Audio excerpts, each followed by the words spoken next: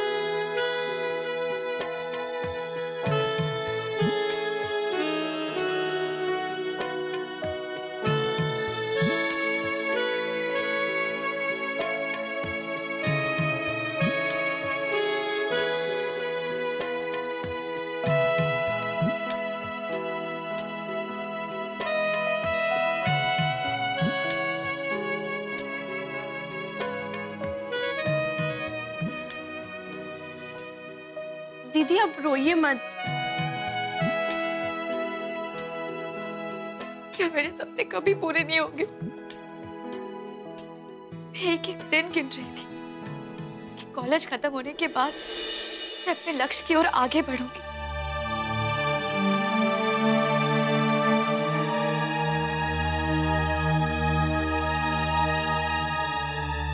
लेकिन ये कैसा तूफान आ गया मेरी जिंदगी में, जिसने मेरे सपनों को मुझसे कोसों दूर कर दिया। नहीं दीदी, दीदी आपके सपने पूरे होंगे। कैसे पूरे होंगे रूप? बता, कैसे पूरे होंगे? तुम नहीं जानते, जिस बंधन में मैं बंधने जा रही, उस बंधन में बंधने के बाद आंखों के सारे सपने मुरझा जाते। हाँ, मैंने मुरझाते हुए सपनों को अपनी आंखों से देखा है।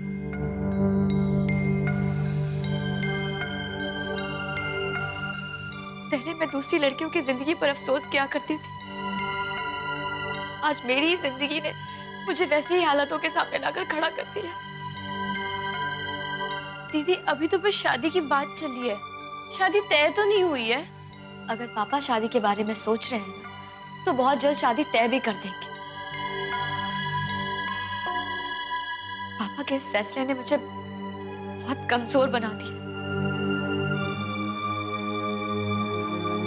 ऐसा लग रहा है कि मैं अंदर से टूटती जा रही। बची नहीं यार। दीदी अभी तो सारी बातें होनी बाकी हैं और पापा आपको ये नहीं कह सकते कि आप पढ़ाई छोड़ दो। अब इस बात को छुपाने का क्या मतलब है? आप उन्हें कह दीजिए कि आपको पायलट बनना है। शायद यही वजह बन जाए आपकी शादी के टूटने की। आप हिम्मत मत हारिए। और अब तो इस बात की तसल्ली है कि पापा ने खुद अनिकेत के साथ रिश्ते से मना कर दिया।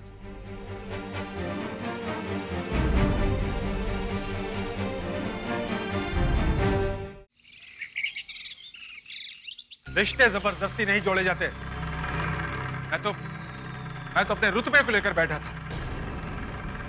इस शहर में मेरा कोई रुतबा है, लेकिन एक मामूली से इंसान ने इस घर से रिश्ता जोड़ने से मना कर दिया। ऐसा हो ही नहीं सकता। छोड़िए ना, आप इस बात को लेकर इतना अपसेट क्यों हो रहे हैं?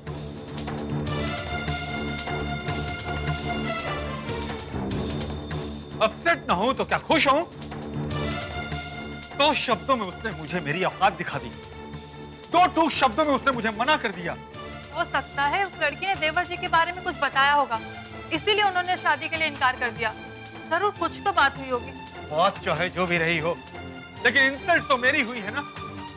और उसकी एक वजह तुम भी हो वर्षा, तुमने मुझसे कहा था ना कि मुझे उससे बात करनी चाहिए। बात किसी और के जरिए हुई होती तो बात और थी। मैंने उस चंद्रकांत से बात की और उसने मुझे मना कर दिया, और मैं मना करने की वजह भी नहीं जान पाया। नजरों में छोटा होकर रह गया हूं मैं। देखिए, आप इतना अपसेट मत होइए। हो सकता है जल्दबाजी में उन्होंने बिना कुछ सोचे समझे ये फैसला लिया हो, या ये भी हो सकता है कि वो आपके बारे में कुछ नहीं जानते हो। सब जानता है वो, सब कुछ पता है उसे। जिसने उनसे बात की थी उसने उसे सब कुछ बता दिया था कि उसकी बेटी का रिश्ता कितने बड़े घर से जुड़ने जा रहा है। तो ऐसा लगता है जैसे मैं रिश्तों की भीख मांगने गया था और खाली हाथ लौटा हूं मैं। आप मेरी बात तो सुनिए। मैं अनिकेत से कोई बात नहीं करना चाहता।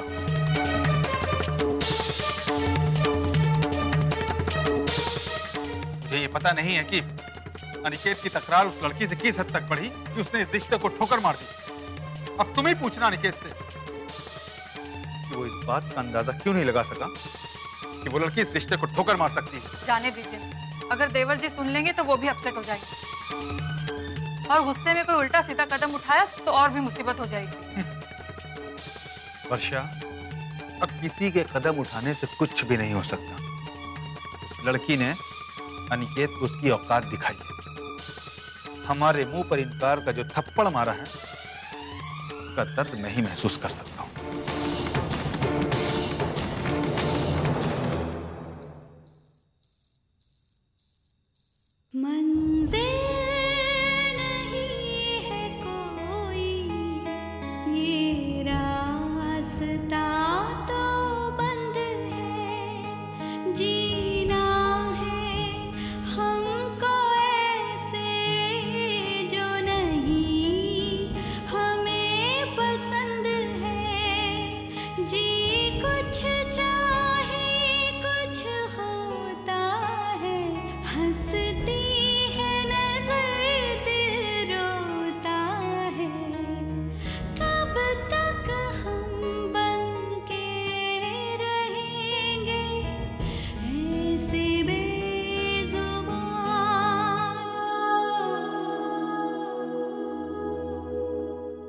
चलिए दीदी, खाना खा लीजिए। नहीं छुटकी, मुझे भूख नहीं है। प्लीज दीदी थोड़ा सा तो खा लो, वरना मैं और रूपल भी नहीं खा पाएंगे। मैं तुझसे कहा ना कि मुझे भूख नहीं है। प्लीज छुटकी, नहीं खाना है मुझे। वसु बेटा, तू तो कितनी हिम्मत वाली है, बड़ी बड़ी बातें करती है कि अपने अधिकारों के लिए खुद लड़ेगी, तो इसमें खाना न खाने की बात क्या है बेटा? जब काले काले बादल छाते हैं तब डर जरूर लगता है, लेकिन इसका मतलब ये तो नहीं है कि आदमी सफर करना ही छोड़ दे। और काले बादल छाए उसका मतलब ये भी नहीं है कि बारिश होगी होगी। कभी कभी काले काले बादल अपने आप हट जाते हैं, अपने आप दूर हो जाते हैं, और चमकता हुआ सूरज निकल आता है। मैं तेरे से वादा करती हूँ वसुधा कि मैं तेरे सपनों के साथ कोई समझौता नहीं होने दूंगी। तूने जिंदगी में जिससे अपना लक्ष्य बनाया है ना, उसे पाने से तुझे कोई नहीं रोक सकेगा, बस। लेकिन मम्मी, पापा तो शादी तय करने की जिद लिए बैठे हैं।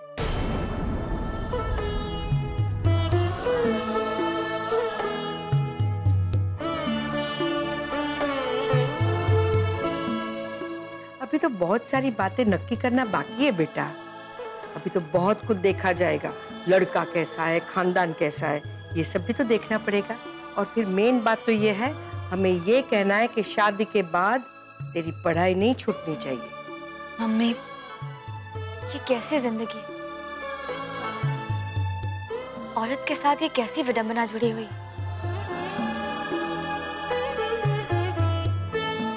आज तक मैं आप लोगों की इजाजत से पढ़ रही हूँ,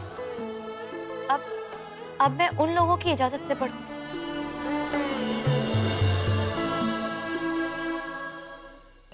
औरत की अपनी कोई मर्जी नहीं? क्या अपने सपनों को साकार करने की हमें कोई आजादी नहीं? क्या अपनी मर्जी से हम कोई फैसला नहीं कर सकते? औरत को अपनी खुशियों के साथ जीने का मौका कब मिलेगा मम्मी? कब तक वो दूसरों पर निर्भर रहेगी? तो बहुत मोटी मोटी बातों करे, कितनी बड़ी बड़ी बातें करती है। ये सब बातें छोड़ और इस वक्त तू खाना खा ले। मम्मी,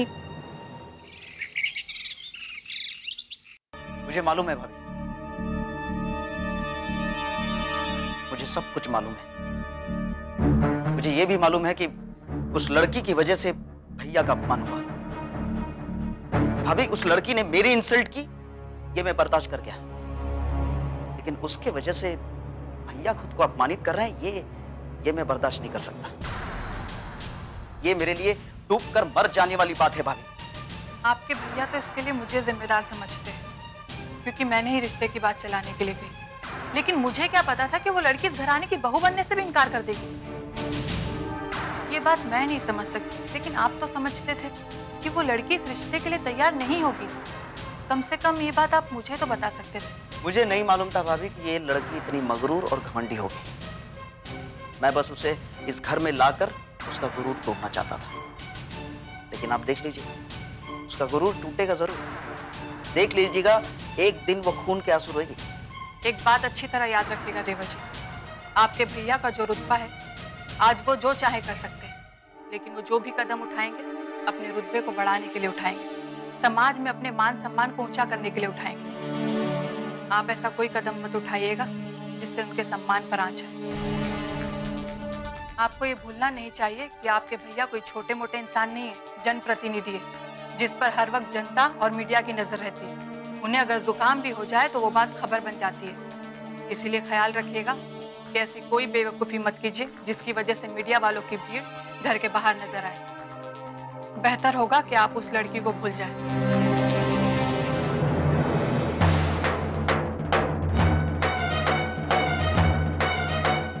उसे तो मैं भूल नहीं सकता भाभी, कभी नहीं। उसे तो मैं सबक जरूर सिखाऊंगा।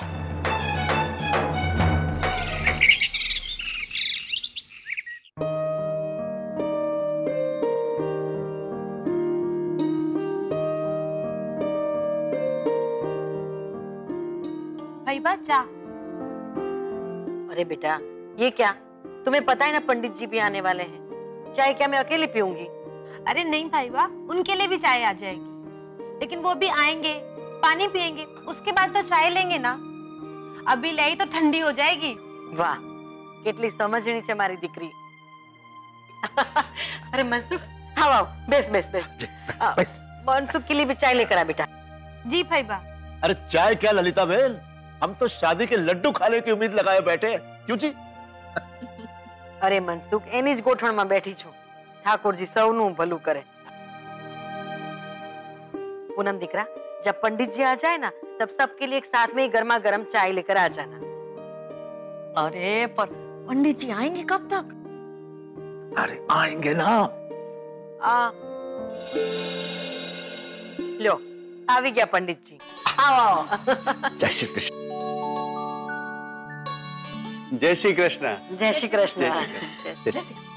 मैं तो पहला चपोली दे दूं। बेसो ने, बेसो बेसो बेसो। मजा माने पंडित जी? एकदम मजा में। पूनम दीकरा, चा हमें बद्दा माटे गर्मा गर्म चा नाश्तो लई आ। हाँ? मैं तो शादी की बात पक्की करने ही जा रहा था, मगर आपने यहाँ बुला लिया। पंडित जी, आप तो अपने हिसाब से शादी की बात कर लेंगे, लेकिन बात करने से पहले ये तो जान लीजिए कि हमारे ललिता बहन के मन में है क्या। लड़की के चरित्र में वो सब बातें है कि नहीं, कन्या छे के भी। अरे लड़की तो ललिता बहन की ही तो पसंद है। लड़की अच्छी है, संस्कारी है और पढ़ी लिखी है। मतलब पंडित जी ठीक ठाक पढ़ी लिखी है ना? पंडित जी, मेरा मतलब ये है कि लड़की ठीक ठाक पढ़ी लिखी है ना?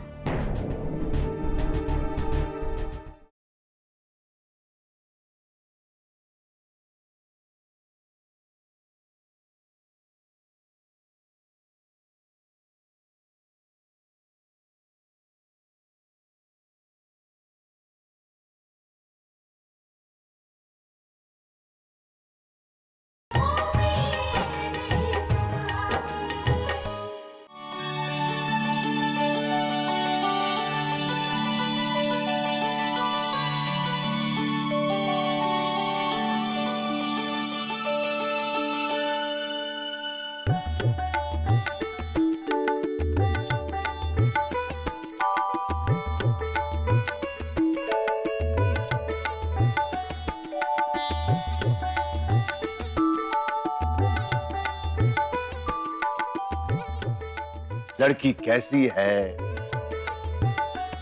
लड़की कैसी चाहिए, लड़की के चरित्र में वो सब बातें है कि नहीं, कन्या 6 के भी। अरे लड़की तो ललिता बहन की तो पसंद है, इन्होंने तो पसंद किया था उन्हें। तस्वीर और जानकारी इन्होंने तो दी है मुझे, और मैंने पता भी किया है, लड़की अच्छी है, संस्कारी है और पढ़ी लिखी है। मतलब पंडित जी ठीक ठाक पढ़ी लिखी है ना? पंडित जी मेरा मतलब ये है कि लड़की ठीक ठाक पढ़ी लिखी है ना? देखो भाई, ज्यादा पढ़ी लिखी हो तो लड़की ना रंग ढंग बदल जाते हैं और काबू से बाहर हो जाती है। फिर सासरा वाले को तो ना ऐसे उंगली पे नचाती है। अरे मंजू, बात एम नहीं, घर संभालने के लिए लड़की थोड़ी होशियार, समझदार और पढ़ी लिखी तो होनी ही चाहिए ना। तारा जेवी डोबी नहीं। साची बात छे बहन, साच। वैसे ललिता बहन मंजू भी सही कह रही है, लड़की थोड़ी पढ़ी लिखी होनी चाहिए, इतनी भी पढ़ी लिखी नहीं होनी चाहिए पता चले हमारी क्लास में। वो तो वहां जाकर ही पता चलेगा, मगर मैंने सुना है कि लड़की अब भी पढ़ रही है। लेकर बात तो पंडित जी ये पता कर लो कि घर का काम आता है कि नहीं, घर का काम करती है कि नहीं। भाई घर के काम में मन लगता है कि नहीं, ये जानना बहुत जरूरी हो। हाँ हाँ पंडित जी, ये बात तो बहुत जरूरी है, क्योंकि शादी के बाद घर उसी को संभालना है, घर की सारी जिम्मेदारियां उसी को तो उठानी है। आखिर मैं कब तक व्योमेश की देखभाल करती रहूंगी? घर અને वर बेव एने संभाळवानुं छे, वो हमें કેટલા વર્ષ। कैसी बात कर रही है बहन, हर लड़की को पता होता है कि शादी के बाद उसे पति का ख्याल रखना है, ससुराल वालों का ख्याल रखना है। सीधी बात छे। शू सीधी बात छे? पंडित जी आप अपनी आंखें खोलकर सब देख समझ लीजिएगा। एक बात है, शुरुआत में जब मैंने बात कही थी तो कहा था कि परिवार छोटा है, व्योमेश अपनी बुआ के साथ रहता है, काम कुछ कम करना पड़ेगा, मगर अब तो आपका भरा पूरा परिवार है। बस आटली ज बात, एमा शू काम मूंझाओ छो पंडित जी? और वैसे भी आपने झूठ कहाँ बोला है, ये जो मनसुख भाई है ना वो व्योमेश के काका है, तो आप बोल देना कि वो उनके काका है और वो बस आते जाते रहेंगे, जैसे ही संजय की नौकरी लग जाएगी ये लोग अपना बंदोबस्त खुद कर लेंगे। पछी बस बद्दा पोत पोताना घर है, केम मनसुख? पंडित जी आप भी कमाल करते हैं भाई। अरे लड़की वालों से बात करने से पहले ही आप पोथी पत्रा खोल कर बैठ गए। अरे वो लोग ये पूछने वाले हैं भी कि नहीं, यहाँ कितने लोग रहते हैं, कब तक रहेंगे, कब जाएंगे, कब रुकेंगे, क्या खाएंगे, क्या पिएंगे, ये उनके कोई पूछने वाली बात थोड़ी ना। अरे ये सब तो हमारा घरेलू मामला है ना।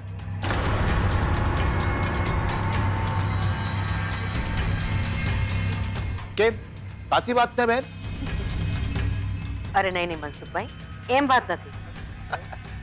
और वैसे भी लड़की वाले कहाँ पूछेंगे, ये तो मैं पंडित जी को समझाने के लिए कह रही। एक बात समझ लीजिए बेन, रिश्ता तो करना है लेकिन लड़की वालों के सामने झुक कर नहीं। क्यों परेशान हो रहे हो मनसुख? पहले पंडित जी को लड़की वालों से बात करके तो आने दो, बाद में देखा जाए।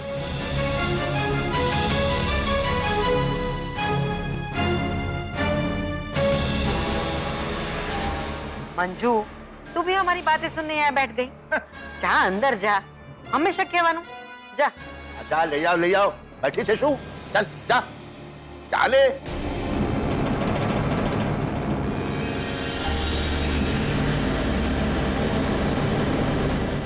पंडित जी व्योमेश के बारे में क्या बताना, बहुत अच्छा खासा कमाता है, इतना कमा लेता है कि 10 और लोगों को पाल सके।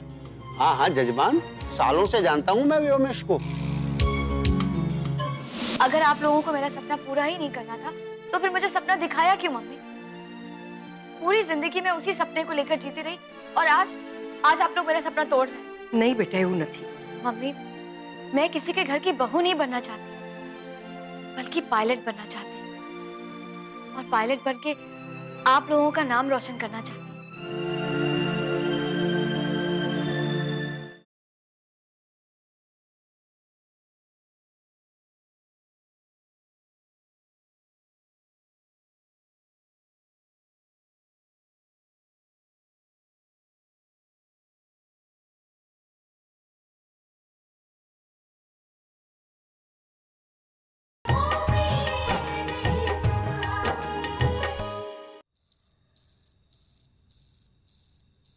तेरे पापा कह रहे थे कि कल लड़के वाले के यहाँ से पंडित जी आने वाले, अकेले पंडित जी आने वाले हैं, उनके साथ ही सब बात करनी है।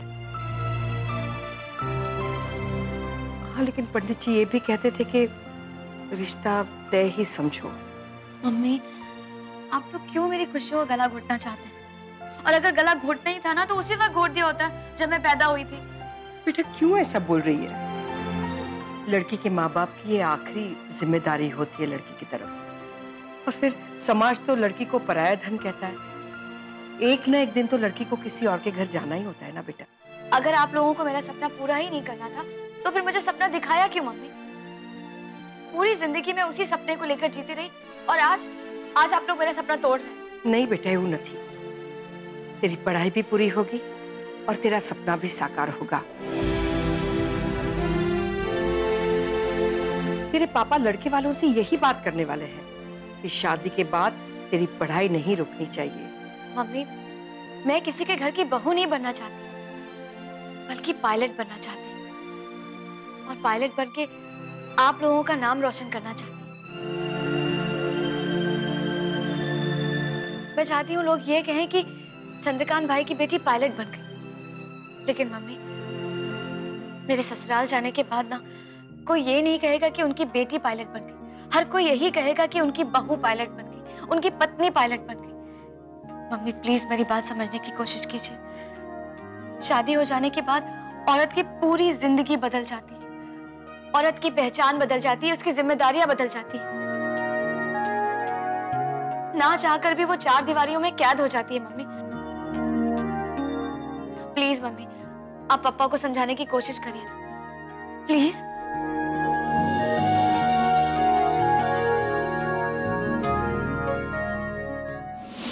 अगर लड़की अच्छी मिल जाए ना, तो घर और वर वधू के भाग खुल जाते, जीवन सफल हो जाता है। और अगर थोड़ी सी भी गड़बड़ हो गई ना, तो सब बर्बाद। आज शादी की बात तय करने घर में कोई पंडित जी आने वाले, तो हम उन्हें अच्छी तरह समझा देते हैं कि रिश्ते के लायक तो ये घर नहीं है। क्या कह रही है मेरी समझ में कुछ नहीं आ रहा, लेकिन अगर पापा मम्मी को ये बात पता चलेगी ना, तो न जाने क्या होगा। जो हो रहा है उससे तो कम ही होगा, जो होगा देखा जाएगा।